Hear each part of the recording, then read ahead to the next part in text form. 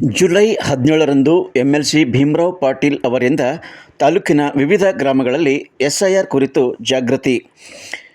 ವಿಧಾನ ಪರಿಷತ್ ಸದಸ್ಯ ಭೀಮರಾವ್ ಪಾಟೀಲ್ ಅವರು ಜೂನ್ 17ರಂದು ತಾಲೂಕಿನ ವಿವಿಧ ಗ್ರಾಮಗಳಿಗೆ ತೆರಳಿ ಎಸ್ಐಆರ್ ಕುರಿತು ಜಾಗೃತಿಯನ್ನು ಮೂಡಿಸಲಿದ್ದಾರೆ. ವೇಳಾಪಟ್ಟಿ ಹೀಗಿದೆ: ಬೆಳಗ್ಗೆ 10:30ಕ್ಕೆ ಕನಕಟ್ಟ, 11ಕ್ಕೆ ಹುಣಸಗೇರ, 11:30ಕ್ಕೆ ರಾಜೋಳ, 12ಕ್ಕೆ ಘಾಟ್ಬೋರಾಳ್, 1 ಗಂಟೆಗೆ ಘೋಡವಾಡಿ, 1:30ಕ್ಕೆ ಹುಣಸನಾಳ, 2ಕ್ಕೆ ಹಂದಿಕೇರ ಗ್ರಾಮಕ್ಕೆ ತೆರಳಿ ಎಸ್ಐಆರ್ ಕುರಿತು ಜಾಗೃತಿಯನ್ನು ಮೂಡಿಸಲಿದ್ದಾರೆ ಎಂದು ವಿಧಾನ ಪರಿಷತ್ ಸದಸ್ಯ ಭೀಮರಾವ್ ಪಾಟೀಲ್ ಅವರ ಕಾರ್ಯಾಲಯದ ಕಚೇರಿಯ ಆಪ್ತ ಸಹಾಯಕರು ಪ್ರಕಟಣೆಯಲ್ಲಿ ತಿಳಿಸಿದ್ದಾರೆ.